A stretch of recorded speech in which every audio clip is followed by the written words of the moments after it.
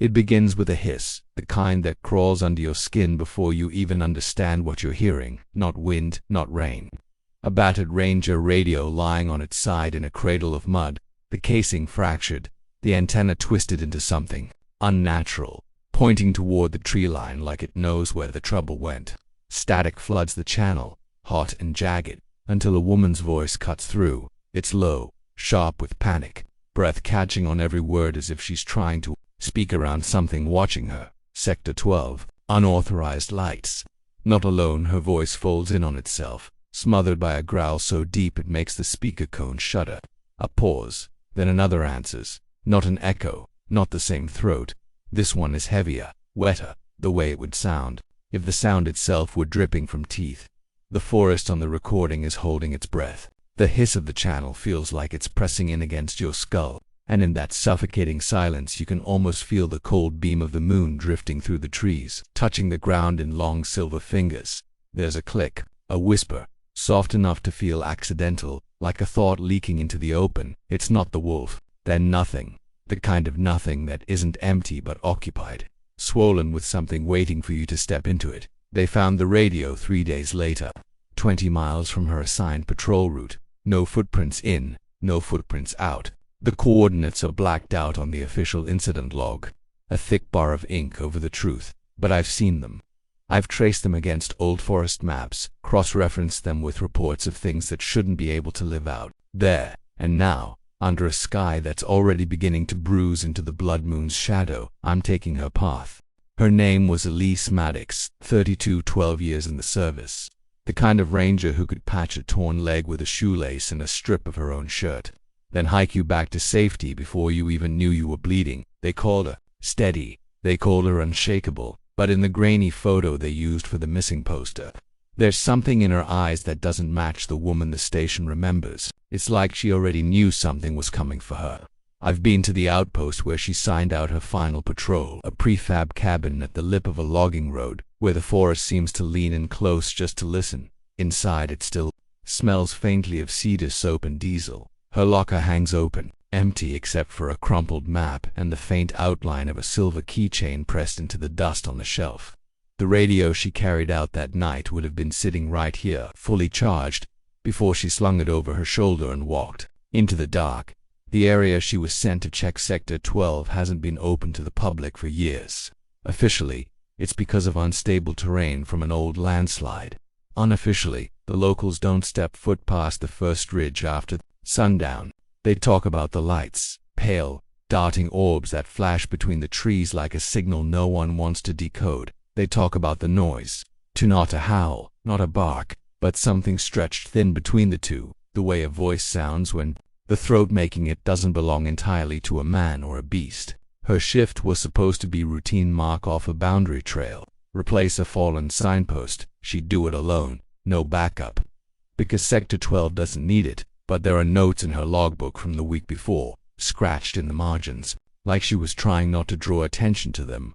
Unfamiliar prints near creek, long stride, heavy, following pattern against incline. By the time the sun started to go, she was already deep inside the sector, the canopy closing over her head until the last scraps of daylight bled away. She keyed the radio twice, short bursts, a habit she'd picked up from working solo, but didn't speak. Maybe she was waiting to hear something first. Maybe she, or Rehad. That was the last routine entry anyone logged from her. What came after is sealed behind restricted access tags, but I've seen what's left of her route on the map. I've traced the path between the flagged points, and every single one passes places I've heard about from men who never step foot in the forest after dark. The gully where hunters found deer torn in half and left in patterns, the hollow oak that smells like wet fur even in the dead of winter, the creek that runs red after the first thaw, and now the blood moon is coming again, dragging its weight over the horizon. The night it happened for her, it hung swollen and low, casting a light too sharp to be natural, tinting the river like diluted rust. You could walk that trail in daylight 100 times and not see it. But under the red moon, the prints start showing up in the silt, some long and human, some deep and wide, clawed, set in pairs. Elise Maddox walked into that. And if the whispers are true, she wasn't the only one out there. The air changes in Sector 12. It's not something you notice at first. It creeps in like a slow fever, wrapping itself under your clothes, settling along your spine. On the recording, you can hear the moment it shifted for her. She's breathing steadily, boots pushing through wet leaves. The faint gurgle of the creek to her left. Then, under it, a sound like something dragging through the brush. Deliberate, unhurried, she stops. The audio picks up the creak of leather straps as she tilts her head, listening. The first howl comes without warning. It's distant, but the pitch is wrong, too low to be wolf, too drawn out to be dog. Before it fades, a second call cuts across. It's sharper, guttural, answering like it's challenging the first. The static swells, almost swallowing both, until a whisper bleeds into the channel. He still waits beneath the hollow tree. The voice is neither hers nor anyone else's you'd want to hear out there. It's older, rasped with something that feels damp in the lungs, like it came up from a body that's been underground too long. The sound doesn't spike the audio levels, it seeps, crawling into the gaps between her breaths. She moves again, faster now. The crunch of her boots turning urgent. That's when the water sounds different, plashes heavy enough to belong to something stepping in behind her. The mic on her vest catches a second set of strides, irregular, then a third. The way the distances change, you can tell they're not moving together. They're flanking, in the mud beside the creek. Prints tell the rest of the story. Some run in pairs, heavy-clawed, deep enough to collect their own shadows. Others stretched long, heel to toe, almost human but for the slight curve at the tips of each impression. And in one patch, the human prints are deepening, changing heel, fading, toes spreading wider, claws breaking the outline like the foot that made them was still deciding what shape it wanted to take. Elise doesn't speak again on the tape, but her breathing sharpens, clipping into gasps every few seconds. There's a metallic click to safety on her sidearm, but no gunfire follows. She's holding her ground, maybe thinking they'll circle and move on. But the low growl returns, closer now, and it's joined by another so deep it turns the static to a rattling hum. That's when the radio crackles with a sound that shouldn't be possible, a wet snap, like bones turning in their sockets, followed by a snarl that rises in pitch halfway through, as though the throat making it just split into something new. Locals say the Bray Road beast was never killed, that it bred, left its blood in places where the soil never froze. If that's true, then whatever was hunting Elise Maddox that night had a cousin in the trees, and the other set of eyes belonged to something that didn't care whose territory it stepped into. The forest doesn't announce its teeth. It waits until you are deep enough in that every step forward feels like permission you shouldn't have given. The tape jumps here for seconds of dead air that no one's been able to explain, then comes back alive with the sound of something moving fast, breaking branches, not caring how much noise it makes. Elise's breath is ragged, too loud, the kind of sound you make when your body already knows you're running out of time. Then it hits, not her, something else, close enough for the radio mic to catch the impact.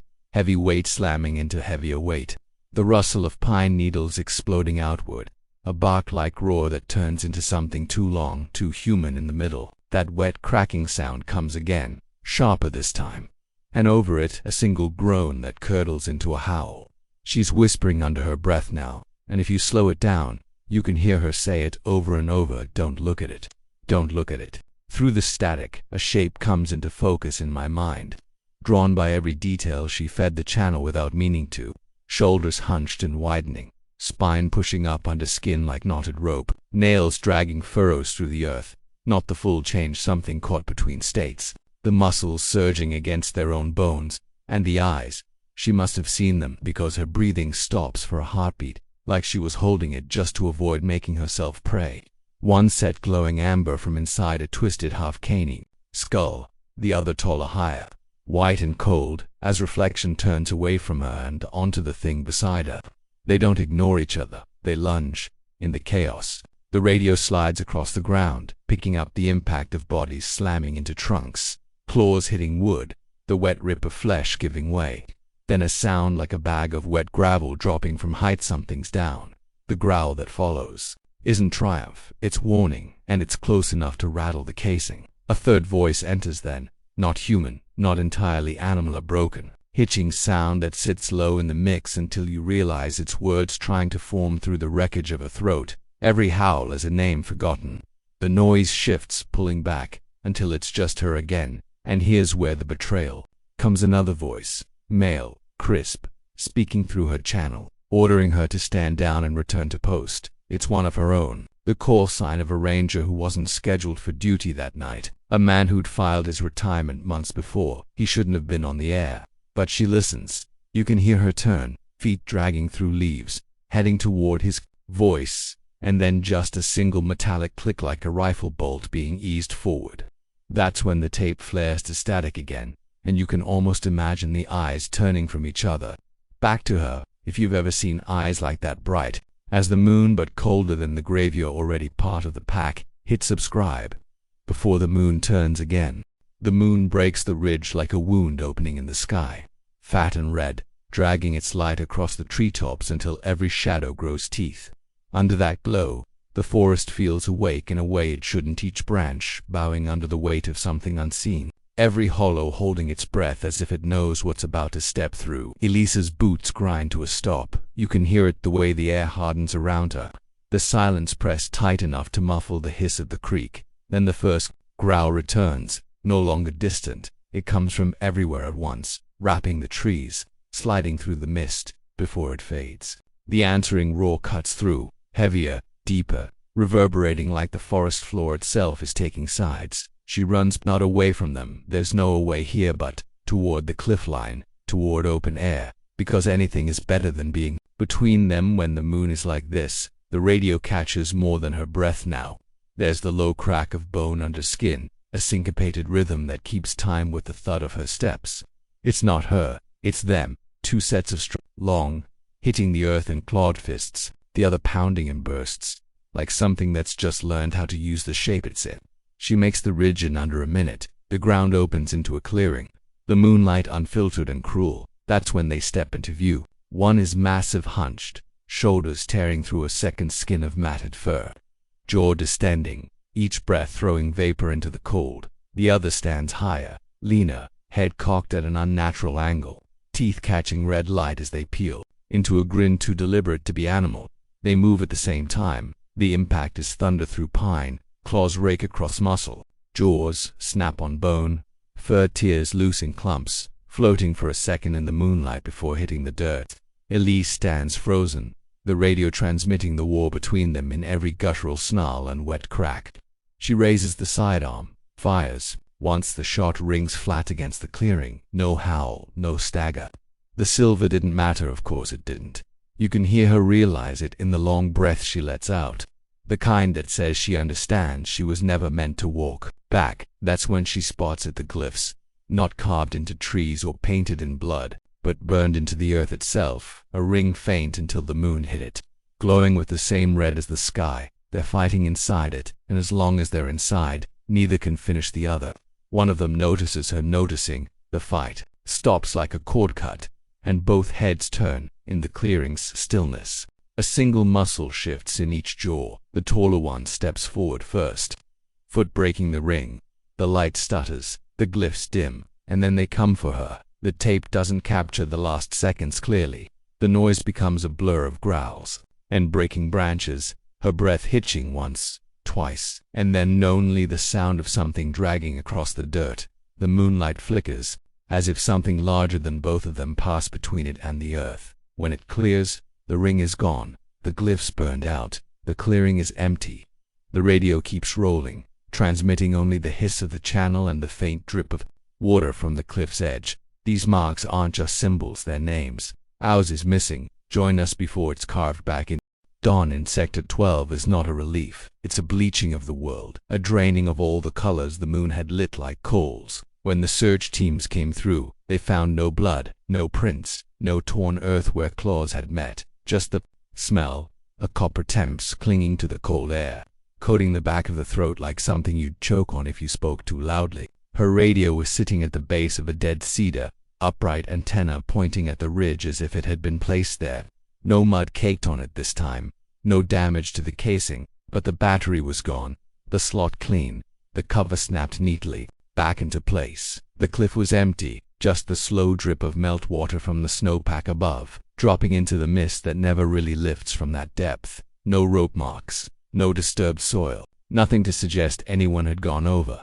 And yet every few minutes the surface would ripple, not from wind, not from falling debris, but from something stirring just under the skin of the water, moving in long deliberate arcs. The investigation ended with a note in the log: presumed deceased remains unrecovered. That was the official ending. The real one was never written. But I've walked that clearing since. I've stood where the glyph ring had burned into the earth, and though the grass has grown back, in the right light, the circle still shows itself darker, thicker, as though it's feeding on something beneath. There's a quiet there now, not the kind that feels empty, but the kind that's watching. The trees bend in the wind, but their shadows don't move right. When you stand still long enough, you can hear its shape breathing somewhere just outside the clearing, matching your own pace, your own rhythm, like it's syncing with you. The locals don't talk about Elise Maddox anymore. They don't need to. They speak in warnings disguised as advice. Don't camp near the ridge. Don't walk the creek bed in low light. Don't stop if you hear the whistle.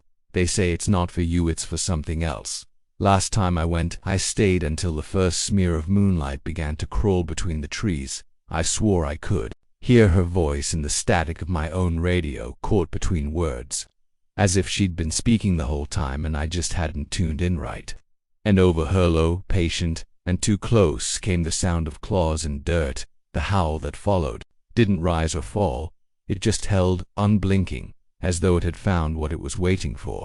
You might think this ends in that clearing, with the moon paling and the trees swallowing their own shadows, with her radio going silent and the ground smoothing over like it never held a fight worth remembering.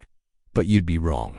Endings out here aren't clean. They cling. They find ways to breathe through you, to wait in you, until the right night comes again. Because sometimes, when I play the recovered tape in the dark, the order of the sound shifts. The footsteps don't circle, they come straight on. The growls don't answer each other, they speak over one another, crowding the channel until you can't tell where one ends and the other begins.